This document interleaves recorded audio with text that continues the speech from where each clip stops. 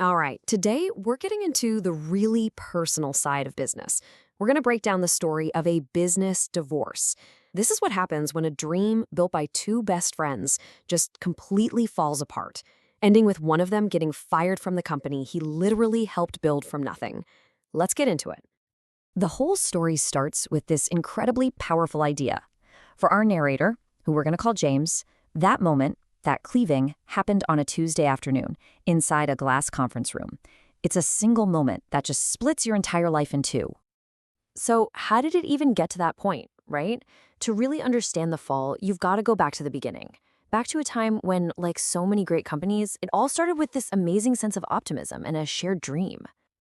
I mean, the beginning was the perfect startup cliche, you know? You've got two best friends, James and Mark. They ditch their safe, boring jobs. They're fueled by late nights, cheap pizza, and this almost intoxicating belief that they could build something that would actually change the world. It's the myth every founder wants to live. And you know what? For a long time, it was perfect. They were like yin and yang. James was the builder, the guy completely obsessed with making the product incredible. And Mark, he was the visionary, the storyteller, who could walk into a room and make investors believe in magic. They weren't just partners. They were Mark and James.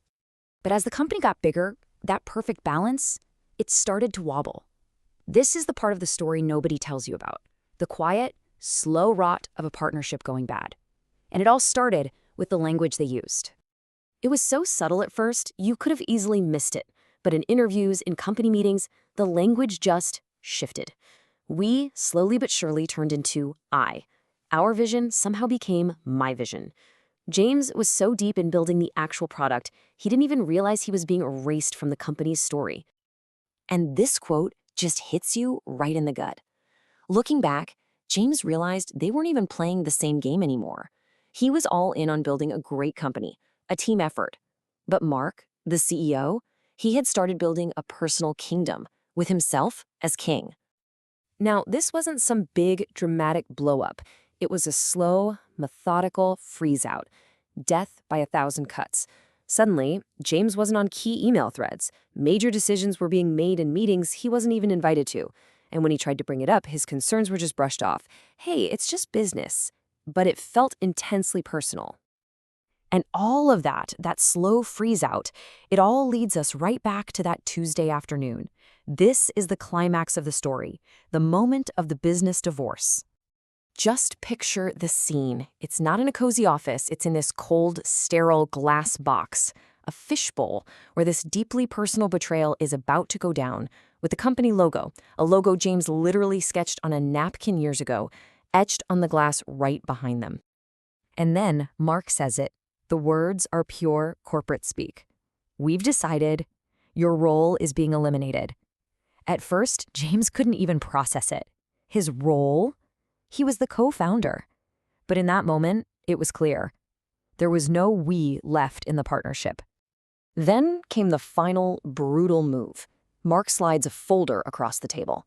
Inside is the corporate executioner's toolkit, legal documents, a severance package, and an NDA. A friendship, a shared dream that spanned years, all ended with paperwork by the man who was the best man at his wedding. Just wow.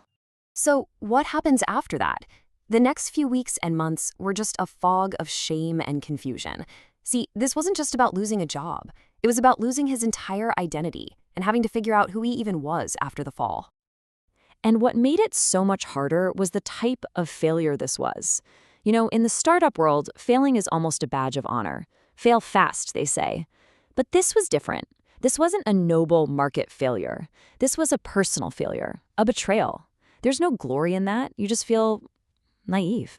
So the healing process was slow, and it didn't come from some new, brilliant business idea. It came from disconnecting from that all-consuming startup world. He started reading novels instead of business books. He stopped talking about burn rate and started having long, real conversations with his wife. He was slowly, painfully rebuilding his personal identity. A scar that deep, though, it leaves behind some pretty incredible wisdom.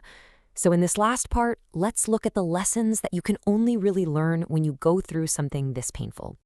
And here it is. The absolute core lesson was this. He and Mark had a shared vision. Of course they did. They both wanted to build a huge, successful company. But what they never really had was shared values. They had totally different ideas about how you build it, how you treat people along the way, and what success even means. Let's put it this way. A shared vision is the destination. It's the what. But shared values? That's the foundation. It's the path you're going to take to get there. It's the why and the how. And without that shared foundation, the whole thing is just bound to collapse. It's not enough.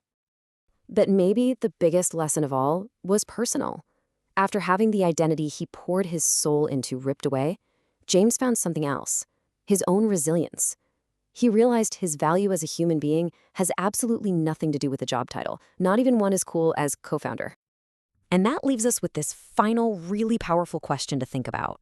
It kind of suggests that sometimes, maybe losing control of the story you thought was yours is the painful but necessary kick you need to finally start writing a new one that is 100% authentically your own.